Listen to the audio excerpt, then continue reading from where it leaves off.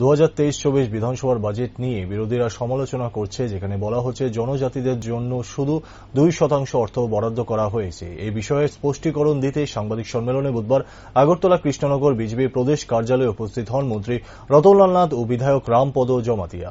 সাংবাদিকদের মুখোমুখি হয়ে তিনি বলেন, 2023-24 অর্থ বছরে মোট বাজেট হল 27,654.40 কোটি টাকা। তার মধ্যে কর্মচারীদের বেতন, বিভিন্ন লোন এবং তাদের সুদ, পেনশনারদের টাকা বাবদ 13,568 কোটি 2 লক্ষ টাকা মূল বাজেট থেকে খরচ করা হবে। তারপরে বাকি থাকবে 14,086 কোটি 42 লক্ষ টাকা।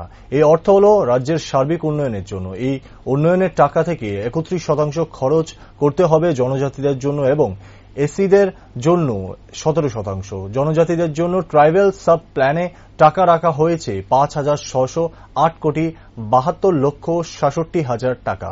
উন্নয়নের জন্য অর্থাৎ 14,086 কোটি 82 লক্ষ এর 31% খরচ করার কথা জনজাতিদের জন্য। দেখা গেছে এই বছর বাজেটে জনজাতিদের জন্য যা টাকা রাখা হয়েছে সেটা সর্বকালীন রেকর্ড, অর্থাৎ 39.81%, প্রায় 40% বলে জানান মন্ত্রী রতনলাল নাথ। বাড়তে পারে, যেটাকে আমরা সাপ্লিমেন্টারি বলি, অনেকে রিভাইভ বলে, বাড়তে পারে, কমতে পারে, বিভিন্ন রকম হয়। এই উন্নয়নের টাকা থেকে খুব ইম্পর্টেন্ট পয়েন্টে আসছি।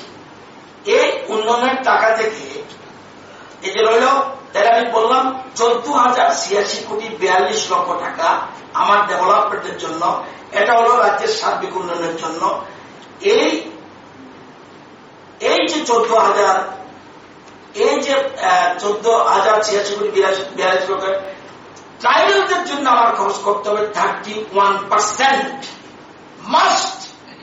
আমার সরকার না, যত সরকার হবে ট্রাইবালদের জন্য 31% খরচ করতে বাধ্য। আপনি 30 করতে পারবেন না, 29 করতে পারবেন না, 28 করতে পারবেন না। এবং এসসির জন্য 17%। এসসির জন্য 17% মাস্ট। কোন পথে সাংবিধানিক তার অধিকার।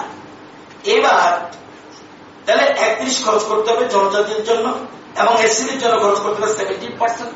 বাজেট এট এ গ্ল্যান্সের স্টেটমেন্ট এইটে দেখবেন, আমি যে কথাগুলি বলছি স্টেটমেন্ট এইটে দেখবেন এই কথাগুলি আছে। স্টেটমেন্টে কি হলো, স্টেটমেন্টে যে আছে এইটার মধ্যে আমরা সেখানে টোটাল দেখবেন, তাহলে এই যে টাকাটা এসসি সাপ্লামেন্টের জন্য আমরা কত টাকা রাখলাম? 2,163 কোটি 16 লক্ষ। এসসি 19,000, 21,000, 2,163 কোটি 16 লক্ষ 19,000 এসসিদের জন্য।